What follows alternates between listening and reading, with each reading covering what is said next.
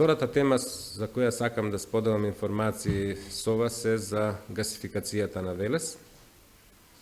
Знаете дека ние одлучивме да не ја чекаме владата и да отпочнеме со процесот на гасификација, затоа што е неизвестно кога ќе пристигне гасот од цевководот кој треба да биде изграден од Штип преку Свети Николе до Велес во должина од 28 километри. Допрва се проектира, па треба да се прави експроприација, додека да дојде изградбата. Ние се одлучивме да не го губиме напразно времето и да почнеме со правење на наш интерен систем со декомпресивна станица која ќе биде сместена во индустриската зона Речани, а тогаш кога ќе пристигне гасоводот од централниот цевковод, да може лесно да се приклучиме.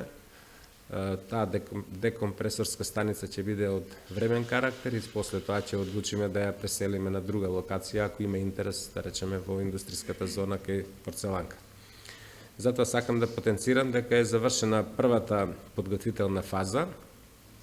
Направена е анкета со околу 100 јавни институции и поголеми идни потрошувачи на енергија од бизнес заедницата, за да се димензионира капацитетот на гасоводот. Добиени се начални согласности од институциите за локацијата на објектите и трасата на гасоводот, Јавното предпријатие за државни патишта, ЕВН, Дервен и Телеком.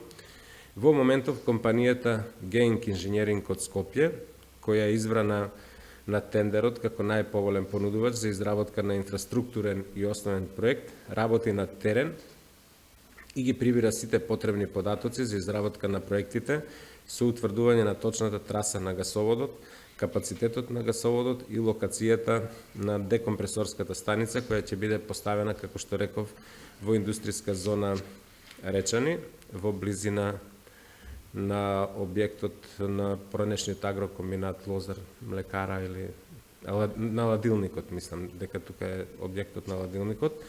Очекуваме за околу 4, максимум 4 месеци компанијата Генг да заврши со изработката на инфраструктурниот и основниот проект за првата делница. Гасификацијата ќе се воведува делница по делница, така е и договорот.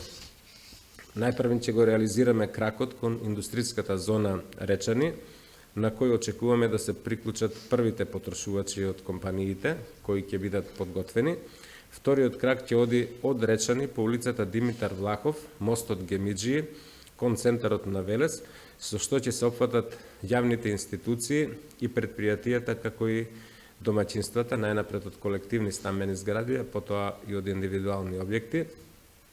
Ова е еден од најзначајните проекти за економски и социјален развој на Велес и најзначајниот енергетски проект во изминатите децении, што верувам ќе го поттикне економскиот развој на Велес. Согласно Законот за енергетика, во наредниот период треба да донесеме одлука дали ние со сопствени средства, со евентуално задолжување, ќе го градиме гасоводниот систем или по пат на јавни објави ќе избереме јавно-приватен партнер или концесионер кој ќе го изгради и кој ќе стопанисува со гасоводниот систем.